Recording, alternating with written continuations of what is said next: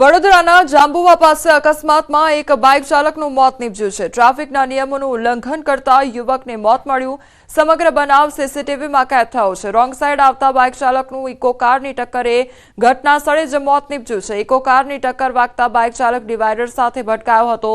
Bike પાછળ બેઠેલા વ્યક્તિને ગંભીર ઈજા પહોંચી। અકસ્માત કરી ફરાર થઈ ગયેલ ઇકો કારના ચાલકની શોધખોળ હાથ ધરવામાં આવી। तो बाइक चालक ने इको कार चालक द्वारा टक्कर मारवामां आवी छे। તેમજ જે બાઇક ચાલક સવાર હતો તેનું ઘટના સ્થળે જ મોત નીપજ્યું છે, જ્યારે પાછળ બેસેલ વ્યક્તિને ગંભીર ઈજા પહોંચી છે અને તેને સારવાર અર્થે ખસેડવામાં આવ્યો છે। વડોદરામાં ફરી એક વખત રફતારનો કહેર સામે આવ્યો। ટ્રાવેલ્સ ચાલકે બાઇક સવારને અડફેટે લીધો છે। વડોદરામાં રફતારનો કહેર જાણે કે અટકવાનું નામ નથી લઈ રહ્યો। થોડા સમય પહેલા જ રક્ષિત ચોરસિયા હિટ એન્ડ રન કેસે સમગ્ર ગુજરાતમાં ચકચાર મચાવી, ત્યારે ફરી એક વખત શહેરના ખિસકોલી સર્કલ નજીક હિટ એન્ડ રનની ઘટના સીસીટીવીમાં કેદ થઈ।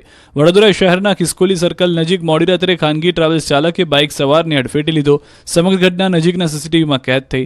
દ્રશ્યોમાં સ્પષ્ટ જોઈ શકાય છે કે ટ્રાવેલ્સ સંચાલક રોંગ સાઈડમાં યુટર્ન મારવા જતા બાઇકને અડફેટે લેતા, જેમાં બાઇક સવાર દૂર સુધી ફંગોળાયો અને બાદમાં બાઇક સવાર યુવક રોડ પર પછડાય છે।